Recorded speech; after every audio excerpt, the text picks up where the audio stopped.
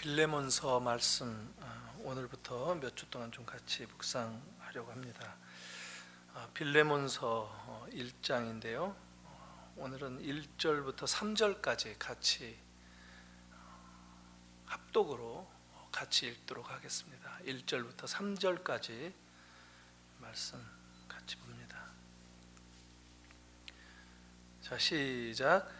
그리스도 예수를 위하여 갇힌 자 된 바울과 및 형제 디모데는 우리의 사랑을 받는 자요 동역자인 빌레몬과 자매 아비아와 우리와 함께 병사된 아키뽀와 내 집에 있는 교회에 편지하노니 하나님 우리 아버지와 주 예수 그리스도로부터 은혜와 평강이 너희에게 있을지어다.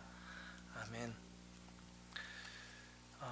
한 장으로 되어 있는 아주 짧은 편지입니다. 신약 성경에서 거의 가장 짧은 그런 한 장으로 되어 있는 편지인데, 많은 사람들이 생각하기를 로마에서 바울이 감옥에 갇혀 있을 때 쓴 편지다, 특별히 빌레몬이라고 하는 개인에게 보낸 편지다라고 얘기합니다. 감옥에서 써 보냈기 때문에 옥중서신이라고 합니다. 옥중서신은 성경의 4권, 신약성경의 4권으로 알려지고 있죠. 원래는 5권을 썼는데 라오디게아 교회에 보낸 편지, 이것은 라오디게아서라고 하는 신약성경은 분실되어서 찾지를 못했습니다.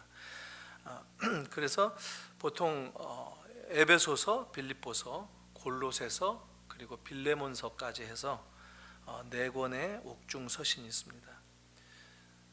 보통 감옥에서 편지들을 쓰는 경우가 있죠. 보네포, 디트리 보네포가 옥중서신을 써서 아주 신학생들이나 목회자들이 꼭 읽어야 하는 그런 아주 감동적인 그런 신앙 책이 있고, 왜 또 정치하는 사람들도 감옥에 갇혔을 때 편지 써서 우리나라의 옛날 그 김대중 전 대통령의 옥중서신이라는 책도 있고 그러긴 합니다. 당시 감옥은 로마의 감옥이라고 볼 때 이렇게 그 지하 동굴에 갇혀져 있는 그런 감옥 생활은 아니었던 것으로 알려지고 있습니다. 특별히 로마 시민권자였던 바울에게 있어서는 사도행전 28장에 나오는 것처럼 바울이 따로 세를 내서 집을 얻어서 생활하는 가운데 감시하는 로마 이 군인들에 의해서 어느 정도 자유는 있지만 밥도 해먹고 다 할 수 있는, 그러나 군인들이 감시하는 정도로 갇혀 지냈다, 이렇게 보면 되겠습니다. 어쩌면 로마 시민권자로서의 특권이었다, 이렇게 볼 수가 있겠죠. 오늘 1절에서 3절까지 짧게 읽었는데, 오늘은 그 빌레몬서의 배경에 해당되는 그 서론적인 접근으로 등장인물이나 인사말을 중심으로 묵상을 해보겠습니다.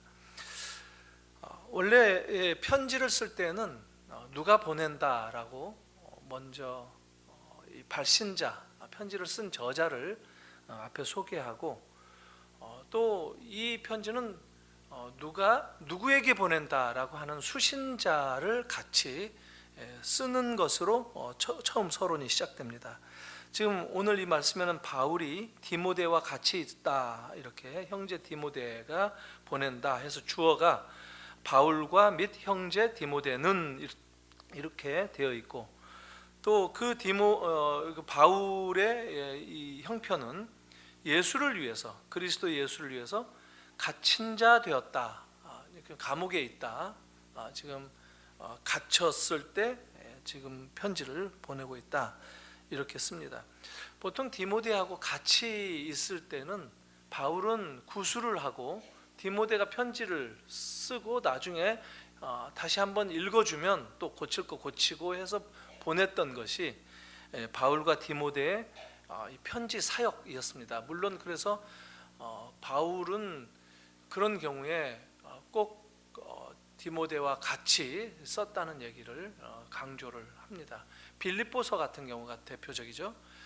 근데 바울에게는 늘 이렇게 편지 대필자가 있었습니다. 아마 바울에게 눈이 어두워서 그런지 좀 나이가 들어서 그런지 고생을 하도 많이 해서 편지 쓰는 것을 좀 잘 못하는 그런 얘기들이 있습니다. 그래서 더디오가 쓴다든가 디모데가 쓴다든가 두기고가 대신 쓴다든가 이런데, 오늘 이 빌레몬서는 19절에 나와 있는 대로 나 바울이 친필로 쓴다, 이 말을 붙였습니다.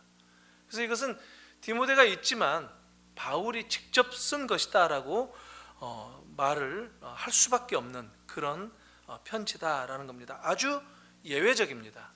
바울이 친필로 쓴 편지는 이 빌레몬서가 유일하다라고도 할 수 있습니다. 바울과 디모데는 우리가 참 잘 알고 있는 사람이죠. 특별히 바울은 사도행전에서 예수를 만나서 소명을 받는 그 경험이, 다메섹에서의 경험이, 주를 만난 경험이 3번씩이나 기록되고 있죠. 그렇게 중요한 인물로 사도행전의 주인공이기도 했습니다. 원래는 바리새인 출신 학자였죠. 율법학자. 그리고 예수 믿는 것을 매우 싫어했고 예수 믿는 사람들을 잡으러 다녔던 그런 이 기독교의 최초의 박해자 그룹에 으뜸되는 인물이었습니다. 스데반이 순교 당할 때만 하더라도 이 기독교에 대해서 적대자였는데, 이랬던 바울이 바로 주님의 부르심을 받고 회심을 하고 주님께서 특별히 이방인들에게 복음을 전하는 주님의 특별한 사도로, 주님의 그 이방인을 위한 그릇으로 예비되어진 그런 인물로 성경 설명되고 있습니다. 사실 예루살렘과 유대를 중심으로 시작된 이 기독교 복음 운동, 복음의 이 출발, 이것은 이제 점점 급격하게 변화가 있게 되는데, 예루살렘에만 모여서 교회를 시작하고 있었던 초기 이 교회 공동체가 박해로 인해서 흩어지게 됩니다. 그래서 사방팔방으로 온 유대 사마리아 다 흩어져서 교회가 이곳저곳에서 예배 공동체로 흩어지게 되는데, 그때도 이제 흩어진 공동체들 가운데 이 바나바나 이런 사람들이 이제 섬기고 있었던 교회가 안디옥 교회였는데, 바울이 다메섹으로 가던 길에 예수님의 부름을 받고 바나바의 이 초대를 통해서 동역을 하자 하는 제안을 받고 안디옥 교회의 지도자가 되어서 있던 중에 바로 교회가 처음 파송하는 선교사로, 이제 이 이 팔레스틴 지역을 벗어나서 배를 타고 저쪽 사이프러스라든가 소아시아 지역을 한 바퀴 돌고 돌아오고, 또 다시 소아시아를 통해서 이렇게 그리스 지역을 또 돌아서 다시 에베소 지역으로 해서 돌아서 돌아오고, 그리고 다시 또 이제 배를 타고 로마를 향해서 가게 되는, 엄밀하게 말하면 4차까지 있는 이 선교 여행을 바로 바울이 수행함으로써 가는 곳마다 교회를 세웠던, 소위 기독교 복음 운동의 주인공 역할을 했던 인물이 바로 이 바울입니다. 그리고 그 중에 만났던 유대인과 헬라인 부모에게서 태어난 디모데를 만나서 헌신을 시켜서 이제 자기와 같은 그런 선교 사역의 그 동행자가 되어서 동역하는 그런 인물이 또 디모데이기도 했습니다. 오늘 이 바울과 디모데가 편지의 발신자, 편지의 저자로 지금 기록이 되고 있는데, 누구한테 보내는가라고 할 때 우리의 사랑을 받는 자요 동역자인 빌레몬과 자매 아비아는 빌레몬의 부인입니다. 그리고 우리와 함께 병사된 아키포, 이 아키포는 빌레몬의 아들입니다. 이 빌레몬 가족의 이름을 들어서 이 빌레몬 가족에게 편지를 쓴다 이렇게 얘기를 합니다. 엄밀하게 보면 빌레몬 개인에게 편지를 쓰는 건데 그 가족을 다 얘기를 함으로써 문안도 드리고, 그리고 이 가족들이 섬기는 교회가 어디냐면 골로새 교회입니다.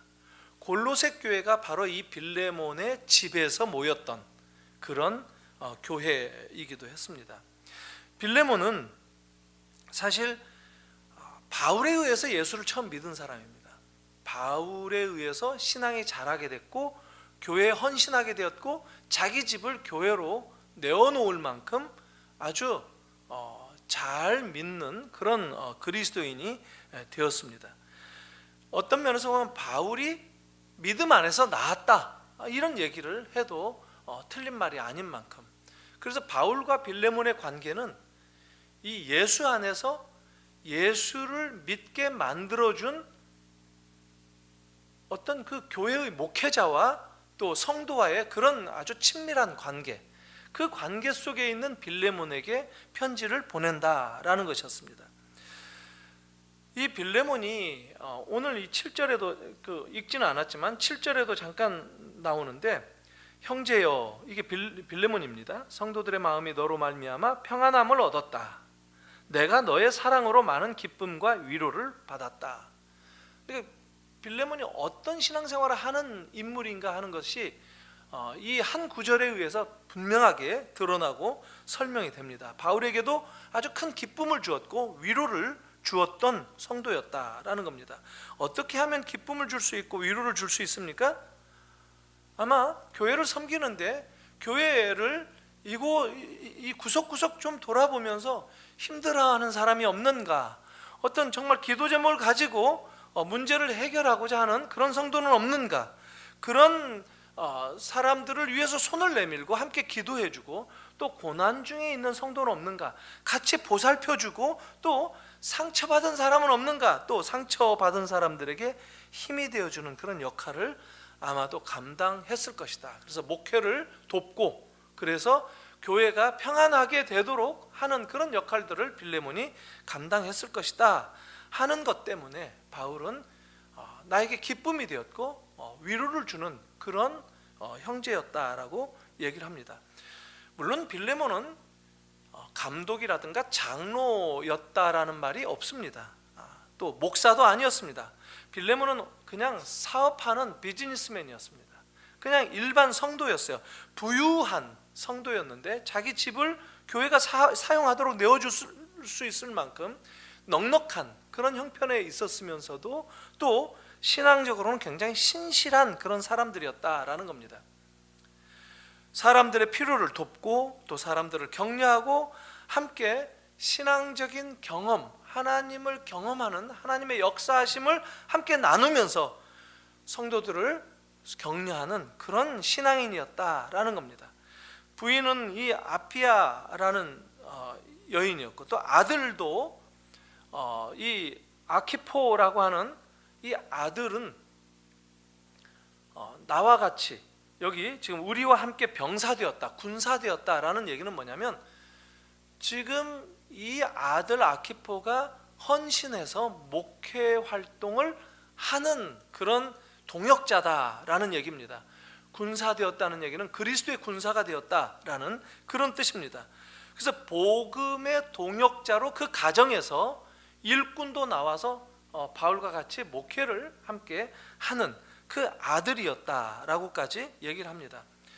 자, 이제 여기까지 나타난 말씀이 1절 2절 말씀인데, 이 말씀 이면에 있는 것들을 또 좀 한번 잠깐 언급을 해보겠습니다. 빌레몬은 부유했기 때문에 그때 당시에 그 소아시아, 특히 골로새 지역에서 부유한 사람들이, 이 사업가들이 누렸을 어떤 그런 삶의 모습들, 이걸 좀 들여다보면 노예가 좀 있었을 것이다. 종으로 부리는 그런 노예들이 노예 시대죠. 그러니까 노예가 좀 많았을 것이고 그 가운데 이 편지에 이제 조금 있다가 소개되고 되어지게 될 오네시모라고 하는 한 사람도 남자도 그 노예 가운데 한 사람이었다라는 겁니다. 그런데 이 빌레몬과 오네시모 사이에 뭔가 좀 감정이 안 좋은 그런 관계가 있었든지 감정이 상하는 어떤 이런 갈등이 있었든지 이건 정확하게 알려진 바는 없습니다. 무슨 내용인지는 전혀 나오지 않습니다. 그렇기 때문에 어떤 사람들은 건너뛰어서 오네시모는 그냥 자유를 찾고자 했다. 노예는 자유를 찾을 수 없습니다. 그러니까 노예가 자유를 찾겠다라고 하는 것은 곧 죽은 목숨이나 다를 바 없는 그런 시대였기 때문에 함부로 얘기할 수는 없는데 그 오네시모가 자유를 찾아서인지 아니면 뭔가 큰 잘못을 하고 그것으로부터 도망하기 위해서 빌레몬의 집으로부터 도망을 가게 되었다라는 이야기가 이제 소개가 될 것이라는 것이죠. 그런데 이 오네시모가 집에서 도망을 가는데 여비를 마련하려고 그랬는지 이 손버릇이 나빠서 그랬는지 빌레몬의 집에 손해를 끼칠 만큼 뭔가를 훔쳐서 도망을 갔다 하는 그런 이야기가 이 배경 가운데 이 편지의 배경으로 소개되고 있습니다. 그래서 로마로 달아났는데 어찌하다가 다시 감옥에 갇히게 되었는지 혹은 소개를 받아서 바울을 돕는 것인지 바울을 만나게 된 것입니다. 근데 바울이 이제 오늘 사실 중요한 포인트는 그겁니다. 빌레몬도 바울을 만나서 그리스도인이 되었습니다. 근데 오네시모도 바울을 만나서 예수를 믿게 되었다라는 겁니다. 바울을 만나서 그냥 걸려들었다라는 겁니다. 그러니까 바울에게 있어서는 이게 바로 물론 자기의 직업이다 이렇게 얘기하면 할 수 없지만 복음을 전하는 데 있어서 상대를 가리지 않고 부유한 빌레몬에 대해서도 그 노예에 대해서도 복음을 증거해서 하나님의 일꾼으로 제대로 헌신된 그리스도인으로 만드는 이게 바울의 사역이었다라는 겁니다. 굉장히 사실 중요하고도 놀라운 일인데 도망가서 사람을 만났는데 바울을 만난 것은 이 오네시모에게 있어서 얼마나 큰 축복이겠습니까? 사실 빌레몬도 역시 골로새 교회를 섬기는 성도로서 자기 인생에 있어서 바울을 만나서 그리스도인 된 것이 자랑이고 축복이고 늘 생각만 해도 기쁨이고 그랬던 인물인데 역시 이 오네시모도 감옥에서 만나 복음을 전해 듣고 이제 제대로 회개한 그리스도인이 되었다라고 하는 이 사실이 이 빌레몬서가 쓰여지게 된 배경이다라는 겁니다. 빌레몬서가 쓰여지게 된 동기가 그거고 이 빌레몬서가 쓰여진 목적도 바로 이 빌레몬과 오네시모가 다시 관계를 돌아보고 뒤틀려졌던 그 과거의 관계를 바로잡아야 되는 그런 목적으로 바울이 이 편지를 썼다라는 것입니다. 사실 바울이 좀 나이가 들었을 때죠. 로마니까 거의 인생 말년일 때인데 오네시모하고 아주 깊은 그 교제를 하면서 오네시모의 도움을 받고 이렇게 지내던 그런 상황 가운데 오네시모가 상당히 바울에게 있어서 개인적으로 필요한 그런 존재가 되었습니다. 그가 있으면 참 이제 점점 나이도 들어가고 힘들어하고 그런 바울에게 단순히 심부름 정도가 아니라 영적인 어떤 그 하나됨을 같이 나누면서 복음 사역을 감당하는 데 있어서의 조수 역할을 해줄 수 있는 그런 아주 중요한 역할을 하게 되었다. 유익을 주는 존재가 되었다라는 겁니다. 이게 the useful이라는 말이 오네시모라는 말이 헬란 말로 필요한 존재, 유익한 존재라는 뜻입니다. 그러니까 이게 지금 그런 워드 플레이를 하는 거예요. 이게 성경을 읽다가 보면 이 말 뜻을 가지고 그 사람의 사람 됨됨이가 이렇게 되었다라는 것을 설명을 하는 경우가 많이 있는데, 오네시모는 이전에는 노예였고 주인의 집에서 돈을 훔쳐서 도망가 버렸고 자기는 자유를 찾으려고 했는지 모르지만 삶이 걸려들면 죽을 수밖에 없는 그런 존재였는데, 바울을 만나서 원래의 이름을 되찾은 존재가 되었다 하는 것이죠. 원래 이름이 오네시모였어요. 아마 과거에는 그런 그 존재였겠죠. 집에서 농사 일을 하거나 이렇게 머슴들이 할 수 있는 어떤 필요한 존재, 육체적인 노동에 있어서 필요한 존재, 이래서 이름을 쓸모 있는 놈 이렇게 지었겠죠. 그게 오네시모라는 뜻이에요. 그런데 지금은 누구에게 필요한 존재냐면 바울에게 필요한 존재가 되었다는 거예요. 복음 사역에 필요한 존재가 되었다라고 지금 그 워드 플레이를 하면서 바울이 오네시모의 그 단어를 얘기를 한다는 겁니다. 그 필요한 존재, 정말 쓸모 있는 그 오네시모, 이 오네시모를 옆에 두고 같이 지냈으면 하는 게 바울의 바람이었어요. 그를 곁에 두고 싶은 생각이 간절했다는 거예요. 감옥에서 복음 전도하고 하는 이 사명을 감당하는 데 있어서 보조 역할을 해줄 수 있을 것으로 여겨졌기 때문에 바울은 오네시모를 필요한 존재로 봤던 겁니다. 하지만 바울은 지금 왜 이 편지를 쓰게 되느냐면 그 오네시모를 빌레몬에게 보내고자 하는 생각을 결정했다라는 겁니다. 그래서 원래 오네시모가 그의 주인이었던 빌레몬에게 돌려보내는 것이 합당하기 때문에 이 편지를 써서 오네시모에게 쥐어서 빌레몬 원래의 주인에게로 돌려보낸다라는 겁니다. 로마법에는요, 도망간 노예는 주인에 의해서 반드시 처리되도록 법을 정했습니다. 반드시 죽이도록 되어 있는데 주인의 재량에 의해서 죽여도 좋고 한다는 거예요. 그리고 제일 먼저 잡히는 대로, 이게 영어로도 그러는데 이 fugitive라는 말이 원래 라틴 말에서 나온 말인데 도망자라는 거예요. F자를 여기다가 이마에다가 그냥 쇠 달고 가지고 딱 찍어요.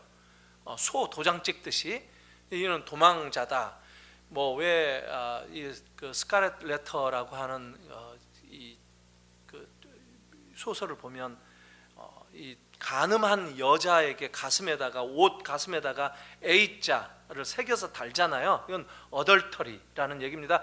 간음녀라는 이 상징을 A자로 이렇게 A자를 갖다가 동그라미 부어가지고 가슴에다가 꿰매서 달도록 하거든요. 이게 상징이에요. 근데 노예에게는 로마 시대 때 이건 도망자다 해가지고 F자를 이 이마에다가 딱 새겨 주고, 그리고 이제 죽이든 뭐하든 하는 그런 상황이었어요. 그러니까 빌레몬에게 돌아가는 것은 어찌 보면 오네시모에게 있어서는 도망자였기 때문에, 도망친 노예였기 때문에 그의 운명을 완전히 빌레몬에게 내어 맡기는 것인데, 그럼에도 불구하고 바울이 이 오네시모를 믿음 안에서 설득을 합니다. 그리고 오네시모는 바울이 원래의 내 주인에게로 돌아가는 것이 너의 의무다 라고 하면서 보내는데 오네시모는 순종을 합니다. 이게 이 편지에 놓여져 있는 배경이에요. 사실 그렇게 하는 동안에 에바브라라고 하는 이 골로새 교회 목회자입니다. 에바브라가 그 골로새 교회를 에바브라가 세웠어요. 바울이 이렇게 예수 믿게 만든 이런 사람들을 이제 오랫동안 기간 동안 머물러 있지 못하니까 에바브라에게 목회를 맡기고 바울은 계속 다른 선교지를 갔는데, 지금 로마에 있는 바울을 좀 도우려고 에바브라가 막 로마에 도착했어요. 아마 골로새 교회에 어떤 문제가 생겼던 모양이에요. 이단들이 득세하는 어떤 문제가 생겨서 교리적으로 바울에게 자문을 구하기 위해서 에바브라가 왔던 모양이에요. 그런데 다시 골로새로 돌아가지 못하게 되어서 이 바울이 편지를 골로새 교회에 보냅니다. 그게 골로새서예요. 그런데 지금 그 에바브라가 아닌 다른 동역자, 타키투스라고 하는 동역자인데, 이 사람을 보내면서 골로새 편지, 골로새서를 써서 보내는데, 지금 그 바울은 그거하고 전혀 별개로 개인적인 편지를 써서 은밀한 가운데 그렇게 교회를 통해서 보내는 게 아니라 오네시모를 자기 주인에게로 돌려보내는 그런 계획을 세웠다라고 하는 겁니다. 25절로 되어 있죠. 빌리몬서는 1장 한 장으로 되어 있고, 헬라어 원어로는 335자, 글자가, 단어 수가 335자, 아주 짧은 편지인데 지극히 개인적인 문제를 해결하기 위해서 보낸 그런 편지인데, 교회에 보낸 편지도 아닌데 교회에 들어와 있다라고 하는 거예요. 그게 바로 바울과 빌레몬 그리고 오네시모와의 이 관계 속에서 이 이상의 아름다운 관계, 이 이상의 기독교적인 교회 안에서 이 사회의 어떤 그 이제까지 잘못된 그런 관계를 바로잡을 수 있는 이 놀라운 복음의 능력, 이것들을 경험하기에 이 편지만큼 아름다운 내용은 없다라고 하는 것 때문에 신약성경에 들어오게 되었다라는 것입니다. 사실 인사말도 보면 다 대동소이예요. 누가 누구에게 편지를 쓴다, 다 복수로 되어 있어요. 쓰는 사람, 받는 사람. 그리고 교회에도 문안을 보냈어요. 그리고 난 다음에 인사말을 쓰는 거예요. 하나님 우리 아버지와 주 예수 그리스도로부터 은혜와 평강이 너희에게 있을지어다. 인사말이에요. 이게 다른 편지들하고 다 대동소이예요. 꼭 이것은 근데 은혜와 평강 얘기할 때 은혜가 먼저예요. 은혜 다음에 평강이에요. 왜 그러느냐면, 은혜는 구원을 얻는 수단이라고 한다면 바로 평강은 은혜 받은 그 구원의 결과로 누리게 되는 그런 그 뜻이기 때문에 은혜와 평강을 같이 써요. 근데 여기서 한 가지 주목할 점은, 바울이 빌레몬과 오네시모에게 동일한 입장에서 복음을 전한다라는 거예요. 이게 복음이 가지는 복음의 성격입니다. 복음은 사람들을 가리지 않아요. 사람들은 사람을 가릴 때가 있는데 별로 가리지 않아요. 복음은.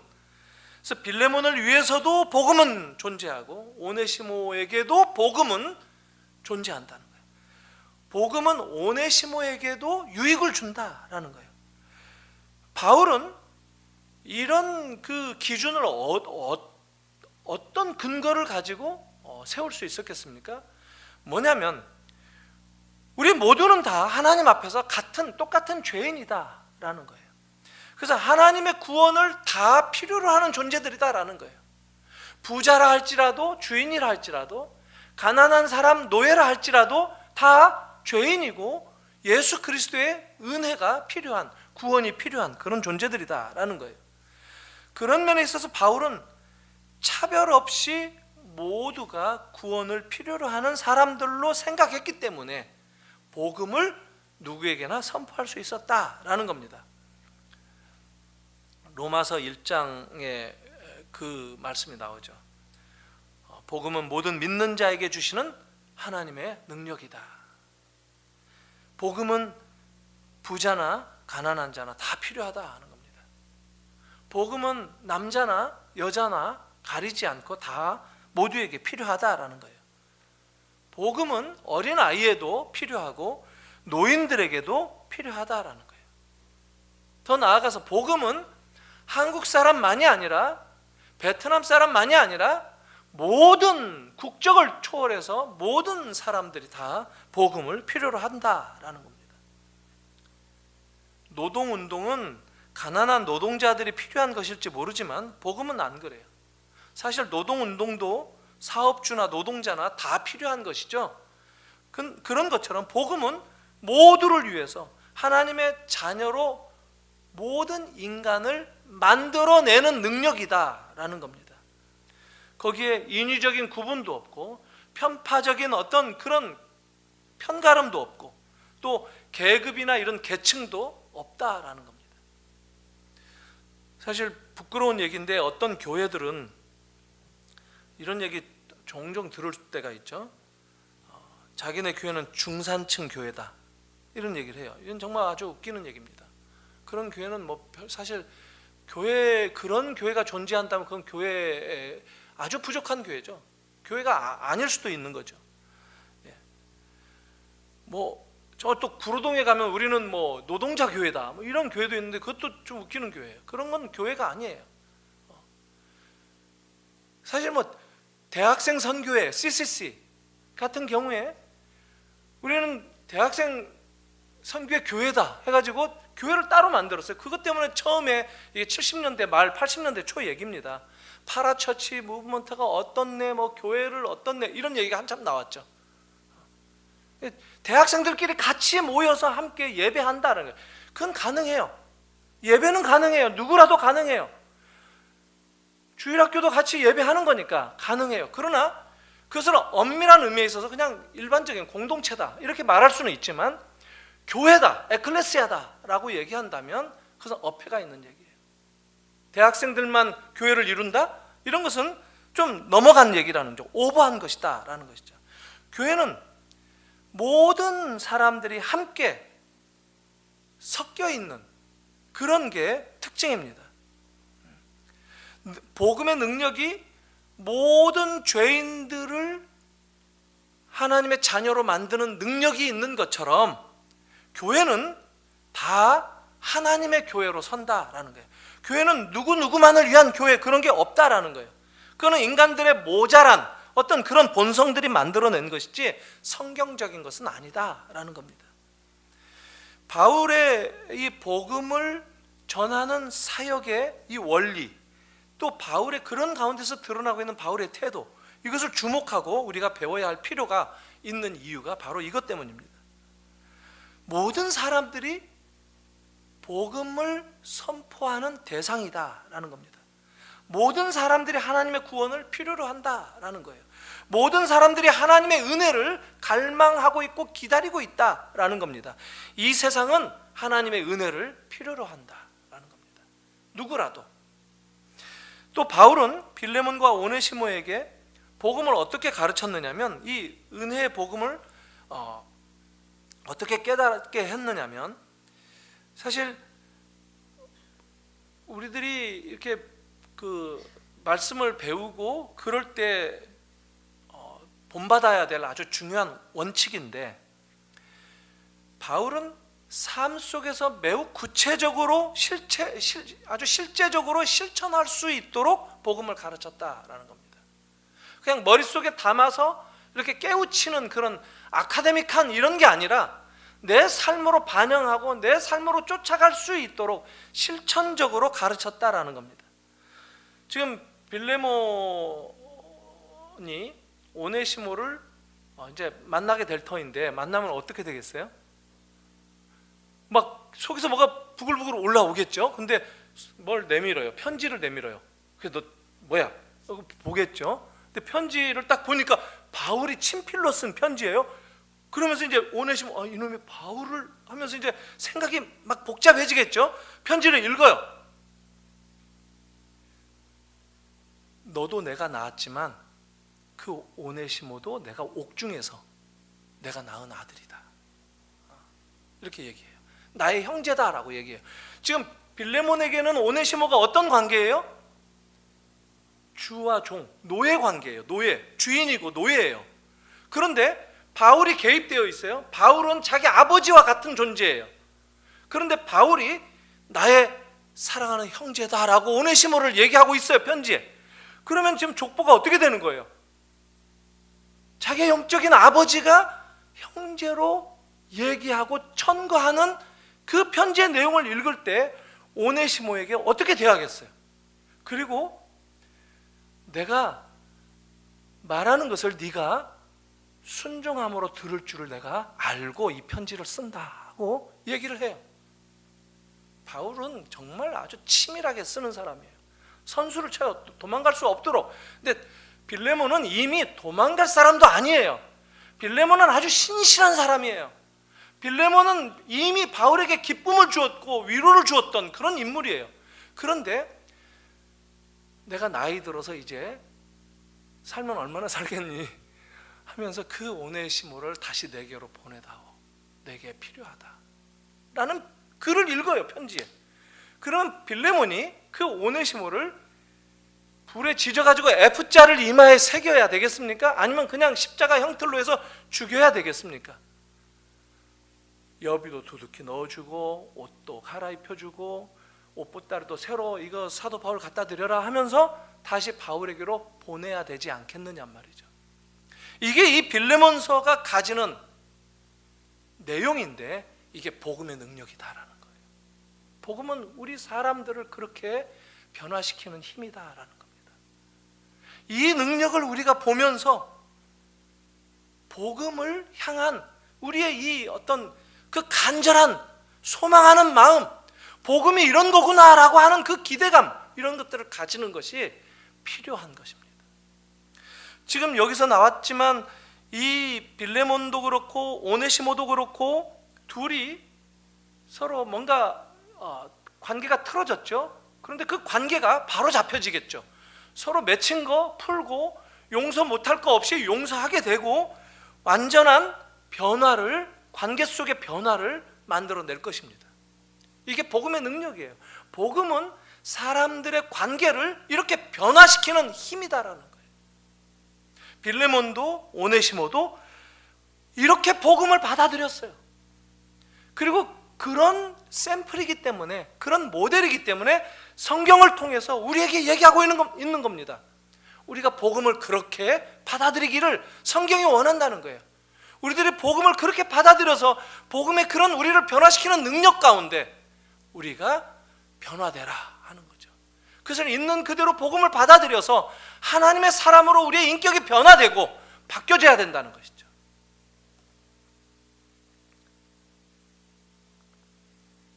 구글 모토가 뭐냐면요, 과거에, 지금은 뭐 그거 지웠는지, 그 Don't be evil이라는 얘기 슬로건을 걸었어요. 악해지지 말자. 구글이라고 하는 세계 최고의 최대 이 IT 뭐 유튜브나 이런 게 지금 다 구글 겁니다. 그 IT 회사의 그 슬로건이, 자기네 표어가 뭐냐면 악해지지 말고 돈 한번 벌어보자 이거였거든요. 근데 그거 슬로건 내린 지 좀 됐다 그래요. 아마 제가 알기로는 12년도에 크레이그라고 하는 그 창립 멤버 중에 한 사람이 떠나면서 여기서 아무리 악해지지 않으려고 노력했는데 어렵다, 난 포기다 하고 어디로 갔느냐면 칸스 아카데미라고 그래서 비영리 교육 기관으로 갔어요. 이를테면 그런 사람이 우리 새물결 교육센터 같은 아이들을 무료로 온라인으로 교육하는 그런 아카데미, 칸 아카데미거든요. 사실 제가 그 칸 아카데미의 그 내용들을 받아서 우리 애들 가르쳤거든요. 그 2000년대인데 그 칸 아카데미를 연구하고 공부하고 하면서 이런 게 필요하다라고 하는데 그리 옮겨갔어요. 그러니까 세계 굴지의 이 구글맨이, 구글을 창립했던 몇 명 중에 한 사람이었던 사람이 악해지지 않는 게 힘들다 하고 떠나가 버렸어요. 이렇게 세상 속에서 변화한다는 것이 쉽지 않습니다. 어려운 일이에요. 그런데 지금 이 빌레몬과 오네시모가 바울이 전했던 그 복음으로 인해서 변화되는 이 모습을 보면 우리로 하여금 복음은 과연 무엇인가 라는 것을 생각하지 않을 수가 없습니다.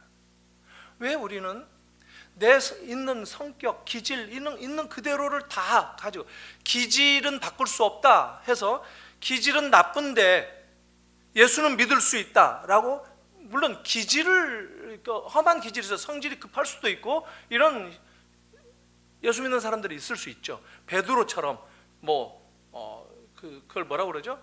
다혈질. 먼저 나서고 막 이렇게 혈압이 아마 높았을 거예요, 베드로가. 이런 사람이 있을 수 있어요. 그런데 예수 믿는 이기주의자, 예수 믿는 악한 사람, 이것은 있을 수 없어요. 예수 믿는 성질 급한 사람은 가능해요. 그러나 악은 내려놓을 수 있어야 된다는 거예요. 이상한 이 세상을, 그리고 예수 믿는 사람이나 약한 사람이나 좋게 보이는, 착해 보이는 사람들을 휘두르려고 하는 이런 악한 이런 마음은, 이게 인간의 어떤 기질이 아니라 악한 본성이다라는 거예요. 그건 복음 안에서 그것은 바로 잡혀야 돼요.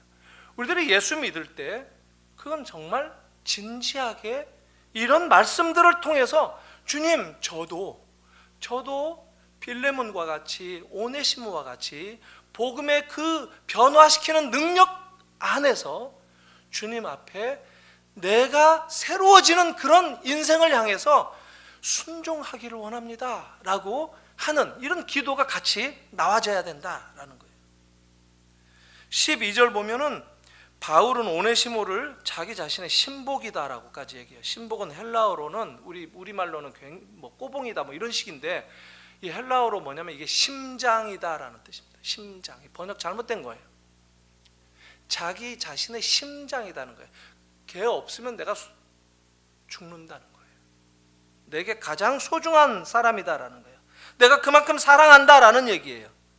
주인을 떠나서 도망쳐온 종을 이제는 주 안에서 그렇게 사랑한다라고, 신뢰한다라고, 그 없으면 안 된다라고, 이게 관계를 변화시키는 그런 복음의 힘이다라고 하는 겁니다. 우리 사람들은 사실 신앙생활을 하고 그럴 때 어떤 어려움들을 많이 가지고 있느냐면, 내가 믿는 거하고 내가 삶으로 실천하는 거하고 이게 괴리가 되는 거, 이거를 우리가 극복하지 못하고, 특히 우리 한국 사람들, 이 신앙인들 가운데 교회가 그런 것들을 또 잘못 가르치기도 했습니다. 그냥 복 받으면 예수 믿는 표라고 생각을 했기 때문에, 하나님에 대한 믿음, 이것과 사람을 향한 사랑, 이게 이 연결도 약해요. 하나님과 사람에 대한 태도도 약해요. 그래서 어떤 사람들은 굉장히 경건한 생활은 잘하는데, 봉사도 잘하고 헌금도 잘 내고 입만 열면 찬송이 흘러나오고 그러는데, 마음속에는 미움이 득실득실 거리는 사람들도 있어요. 마음속에서는 다른 사람들을 이렇게 깔고 보고 경멸하는 이런 태도를 보이는 이런 사람들도 있어요. 그 사람 쳐다볼 때 똑바로 쳐다보지 않고 편애하거나 편파적이거나 이런 것들이 있을 수 있다는 거죠. 이런 것들을 바로 잡아주고 관계를 회복시켜주고, 내가 어떤 인간으로 바로 돌아가야 하는가 하는 것을 만들어내는 힘이 복음의 능력이다라는 겁니다. 서로 받아들이고 서로의 마음을 용납하고 또 용서도 하고,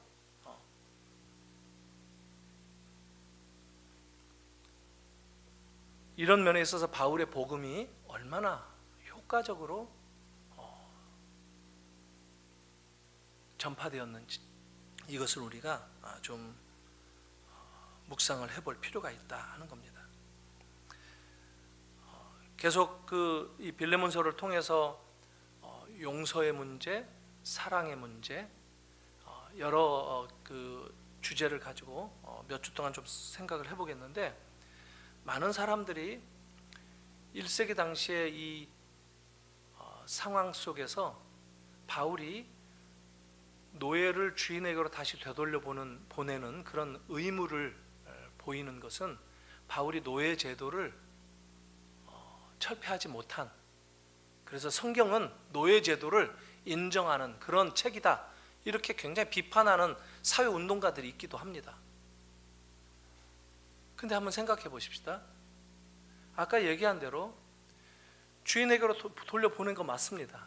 그런데 돌려보내지만 바울이 소개할 때 그는 나의 심장이다, 내가 사랑하는 내 형제 오네시모다, 이렇게 소개한다고 한다면 누가 그를 종으로 대하겠는가라는 것이죠. 이게 무슨 뜻이냐면 성경은 그렇게 제도를 바꾸고 제도를 바꾸는 것을 통해서 세상을 뒤바꿔야 된다라고 하는 그런 것을 말하지 않습니다. 성경은 그거보다 더 중요한 것, 물론 제도 바꾸는 것도 필요합니다. 근데 그보다 더 중요한 것은 사람을 바꾸는 것이 성경이다라는 거예요. 성경의 주된 관심은 사람을 변화시키는 겁니다. 사람의 마음 가운데 제도가 아무리 바뀌어진다 할지라도 쟤는 나의 종인데 라고 한다면 그 관계는 종과 노예의 관계로 계속되는 거예요. 자본주의 사회가 그렇지 않습니까? 돈 많은 사람들이 돈 없는 사람들을 업신여기는 근거가 뭐죠? 내가 더 가졌는데 쟤는 나보다 못하는 존재다, 이런 거 아닙니까? 돈 가진 사람들 다 그런 거 아니에요. 보니까 돈 가진 분들 가운데도 좋은 분들 많고, 돈 없는 사람들 가운데에도 좋은 분들도 많고, 또 나쁜 사람들도 어느 쪽이나 다 똑같고, 그거 우리가 알아야 되는 거예요. 성경은 그래서 사람을 변화시키는 게 우선이다라는 거예요. 그것 때문에 사실 노예 제도는 2000년대 와서 바뀌죠. 그래서 많은 사람들이 여기서 그렇게 바울이 빌레몬서에서 이렇게 썼기 때문에 노예 제도가 2000년 동안 지속되어 왔다, 이렇게 얘기해요. 그럼 엉터리 같은 주장이 어디 있습니까? 그게 아니라 인간은 악하기 때문에, 항상 줄을 세우기 때문에, 가진 자가 컨트롤하려는 그런 것들이 강하기 때문에 노예 제도는 지금도 여전히 존재합니다. 사회적인 규범이나 법적으로는 철폐되었지만 인간의 마음속에서 아직도 변화되지 못한 사람들은 여전히 노예 제도 가운데 살고 있는 사람들이 더러 있다는 거예요. 그런 면에 있어서 보면 바울은 혁명을 부추기는 글을 쓴 것은 아닙니다. 그러나 결과적으로는 혁명보다도 더 위대한 변화를 만들어내는 힘, 이게 바로 사랑의 힘이다. 이게 기독교가 말하는 사랑입니다. 이게 하나님의 은혜의 복음의 힘이다라는 겁니다. 오늘 복음의 가치를 좀 우리가 더 소중하게 여겼으면 좋겠어요. 그리고 나도 그 복음에 나도 좀 변화되어 가고 싶고, 나도 내 삶을 좀 바꾸고 싶고, 내 인격을 바꾸고 싶고, 그 복음이 주는 그 영향력이 만들어내는 그런 새로운 삶을 내가 살고 싶다라고 하는 이 소망을 우리가 같이 품고, 이걸 위해서 내 삶을 위해 기도하면서 내 삶의 변화를 맛보게, 이걸 교리로 외우려고 해요. 복음은 이런 것이고 저런 것이고, 하나님의 사랑과 하나님의 은혜는 이런 것이고 저런 것이고, 아니요, 우리의 삶을 만들어내는 힘으로 가지 않는다면 우리는 여전히 바리새인이 되거나 서기관이 되거나 아니면 종교인의 자리에 머물게 될 것입니다. 우리는 그러나 우리의 신분은 그리스도인입니다. 사랑하는 성도 여러분, 나는 그리스도인이다. 그리고 그리스도인이 되고 싶다. 주님, 그리스도인이 되기를 원합니다. 예수 믿고 예수께서 순종하라 하시는 그런 삶을 사는 그리스도인이 되기를 소원합니다 하는 이 소원을 우리가 같이 품는 복된 교회가 되기를 주님의 이름으로 축복해 봅니다. 같이 이 시간 복음을 기대해 보고 싶습니다. 복음이 나를 변화시키고 복음이 내 인격을 만들어가는 그 능력을 내가 붙들고 싶습니다. 하나님 은혜 주셔서 복음에 사로잡히는 내 인생이 되게 해 주시옵소서. 이 시간 같이 짤막하지만 복음에 대한 소망과 기대감과 복음의 능력에 대한 인정을 함께 고백하는 그런 기도를 나누기를